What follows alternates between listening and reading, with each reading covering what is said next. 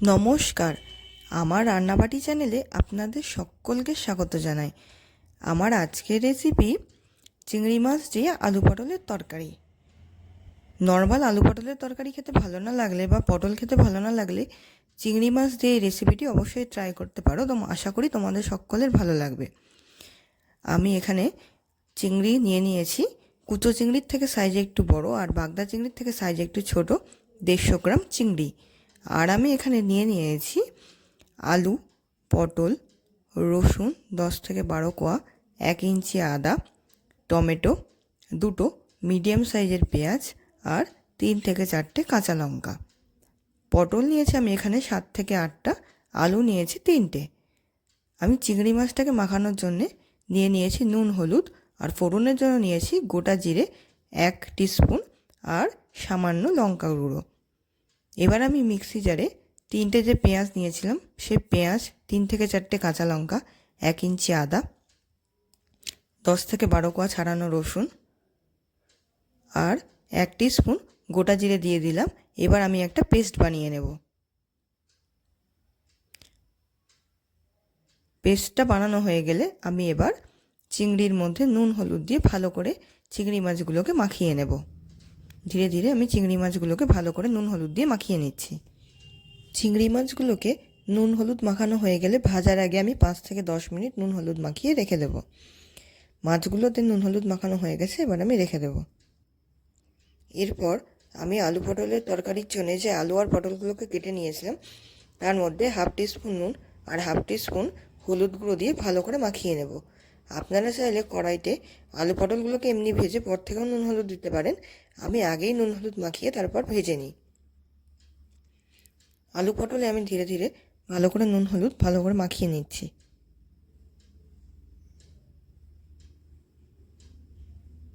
নুন হলুদ আমার মাখানো হয়ে গেছে।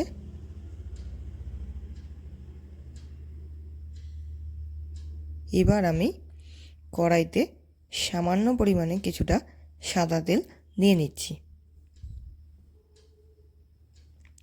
তেলটা গরম হয়ে গেলে তার মধ্যে আমি আলু পটল কেটে যে নুন হলুদ মাখিয়ে রেখেছিলাম সেই আলু আর পটলটা ধীরে ধীরে ভেজে নিচ্ছি। লো সিমে ধীরে ধীরে ভালো করে আলু আর পটলটাকে ভাজতে হবে, নইলে পটল থেকে একটা গন্ধ বেরোতে পারে। পটলটাকেই খুব ভালো করে ভাজতে হবে। আপনারা চাইলে আলু আর পটলটাকে আলাদা করেও ভাজতে পারেন। আমি এখানে একসাথে আলু আর পটলটাকে ভেজে নিচ্ছি। যতক্ষণে একটু লালচে হবে ততক্ষণ অবধি আমি আলু আর পটলটাকে ধীরে ধীরে ভেজে নিয়েছি। এই যে দেখুন, আলু আর পটলে একটু লালচে লালচে কালার এসে গেছে। আমি লো সিমে ধীরে ধীরে ভেজে নিয়েছি।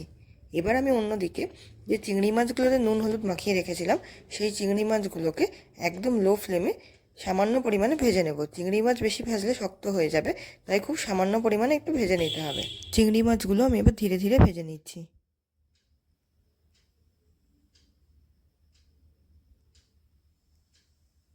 এক এক পিঠ 1 মিনিট করে ভাজলেই চিংড়ি মাছ ভাজা হয়ে যাবে, খুব বেশি ভাজবেন না।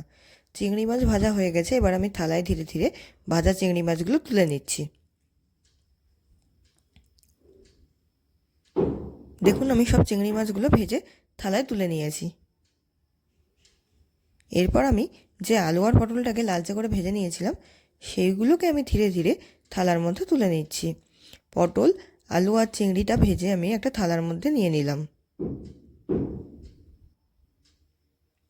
এরপর আমি তরকারির জন্যে কড়াইতে সামান্য পরিমাণ কিছুটা তেল দিয়ে তার মধ্যে 1/2 টিস্পুন গোটা জিরা দিলাম ফোড়নের জন্যে। আপনারা চাইলে এখানে সর্ষের তেল ব্যবহার করতে পারেন, আমি সাদা তেলে রান্নাটা করেছি। জিরাগুলো সামান্য ভাজা হয়ে গেলে তার মধ্যে আমি যে মশলার পেস্টটা করে রেখেছিলাম সেই মশলার পেস্টটা আমি দিয়ে দিলাম। এরপর আমি এর মধ্যে 1/2 টিস্পুন নুন দিয়ে দিলাম আর দিয়ে দিচ্ছি 1/2 টিস্পুন হলুদ গুঁড়ো। আর আমি এর মধ্যে কালারের জন্য দিয়ে দিচ্ছি 1/2 টিস্পুন কাশ্মীরি লাল লঙ্কার গুঁড়ো। সব মশলাগুলো দেওয়া হয়ে গেলে আমি ভালো করে নেড়ে নিচ্ছি। মশলাটাকে এবার ধীরে ধীরে কষাতে হবে। মশলাটা 5 থেকে 7 মিনিট ভাজার পরে আমি তার মধ্যে 2 টেবিল চামচ টমেটো সস দিয়ে দিলাম। মশলাটায় আমি টমেটো ব্যবহার করেছিলাম, তারপরেও আমি কিছুটা ফ্লেভারের জন্য টমেটো সস দিয়ে দিলাম। মশলাটাকে আমি এবার ধীরে ধীরে কষিয়ে নিচ্ছি। 10 থেকে 15 মিনিট লো ফ্লেমে মশলাটাকে কষাতে হবে।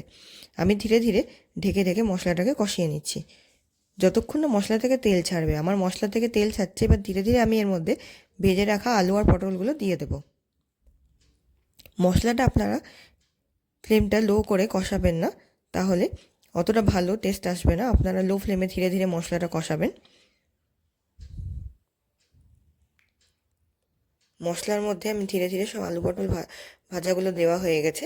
এবার আমি মিশিয়ে নিচ্ছি ভালো করে মশলার সাথে সবজিটাকে।